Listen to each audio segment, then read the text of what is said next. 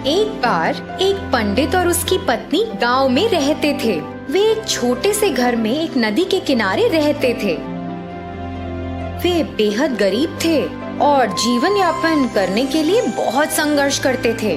पंडित अपनी पत्नी को कई सुख भोग देकर खुश करना चाहता था। एक दिन पंडित झील के पास बैठा था, जबकि उसकी पत्नी रसोई में काम कर रही थी। पंडित शांतिपूर्ण दोपहर में कुछ प्रार्थनाएं कर रहा था। जब उसने अपनी आंखें खोली तो देखा कि झील पर एक सुंदर सुनहरा हंस उसकी ओर आ रहा है। हंस के पास कई चमकीले सुनहरे पंख थे जो बहुत सुंदर थे। हंस नदी के किनारे चला गया और पंडित का अभिवादन किया। हे पंडित, मैंने देखा है कि तुम और तुम्हारी पत्नी बहुत कठिन जीवन जीते हो। मैं आप जैसे अच्छे लोगों की मदद करना चाहता हूँ। तुम बहुत दयालु हो मेरे दोस्त। भगवान ने मेरी प्रार्थना सुन ली। तुम्हारे पंख कितने सुंदर हैं। क्या वे असली सोने से बने हैं? जी, ये असली सोने के हैं। मैं आपको एक एक करके अपने सुनहरे पंख देकर मदद करना चाहता हूँ और आप उन्हें बेच सकते हैं। इसके जरिए जुटाए गए पैसों से आप लोग आसानी से आराम से रह सकते हैं।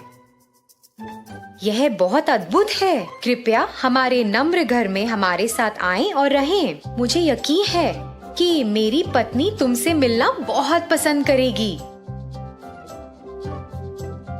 पंडित हंस को घर ले गया और अपनी पत्नी को दिखाया। उसकी पत्नी हैरान थी और अपने जीवन में कुछ सुख भोग पाकर बहुत खुश थी।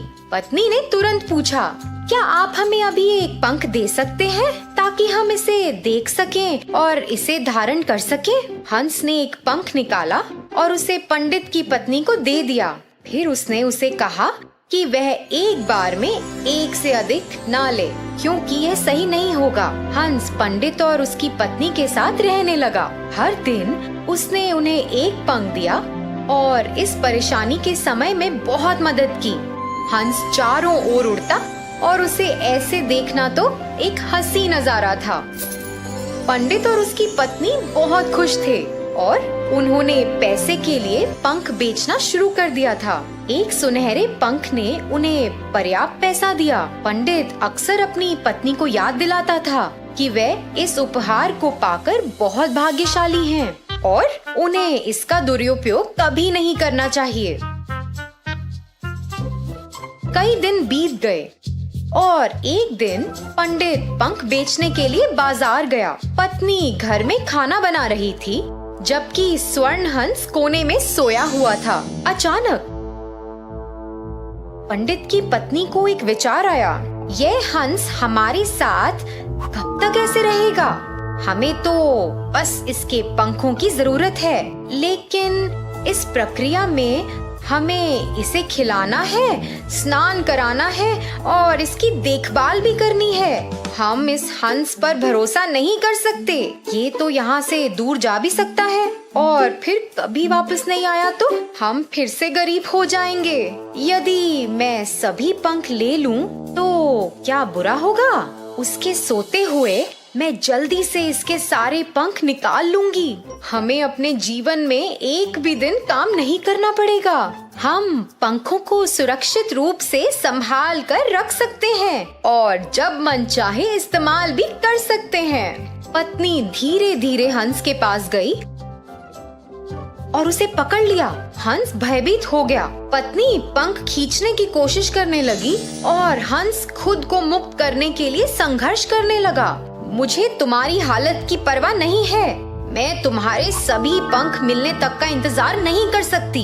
अरे तुम ऐसा क्यों कर रही हो, मूर्ख औरत? मैं तुम्हारी और तुम्हारे परिवार की मदद करने की कोशिश कर रहा था। तुम एक लालची महिला हो और तुम जीवन के सुख भोग के लायक नहीं हो, क्योंकि तुम उनका दुरुपयोग करोगी। तुम्हारे पति तो तुम्हारे लिए सबसे अच्छा चाहते थे, लेकिन अब तुम अपना अवसर खो चुकी हो। मेरी इच्छा के अनुसार मैं तुमको स्वर्ण पंख देता रहा। अब मुझे लगता है कि तुम्हारी मदद करने की कोई आवश्यकता नहीं है। अब मेरे पंख तुम्हारे लिए बस एक पक्षी के पंख से ज्यादा कुछ भी नहीं है। मैं इस जगह से जा रहा हूँ और कभी वापस नहीं आऊंगा। हंस ने वहाँ से निकलने के लिए संघर्ष किया और फिर उसने पंडित की पत्नी को जोर से चोंच मारा और खिड़की से बाहर उड़ गया। पंडित बस घर में घुसा ही था जब उसने हंस को उड़ते देखा। तुमने हंस के साथ क्या किया? जी, मुझे इसके सारे पंख चाहिए थे और यह मुझे लेने नहीं दे रहा था। मैंने तुम्हें उन्हें नहीं लेने के लिए कितनी बार कहा था। तुमने सब कुछ बर्बाद कर दिया है और अब हम बाकी के जीवन जीने के लिए फिर से गरीब होंगे। तो बच्चों, इस कहानी से हमें क्या सीख मिली? अतिरिक्त लालच से कुछ भी हासिल नहीं होता।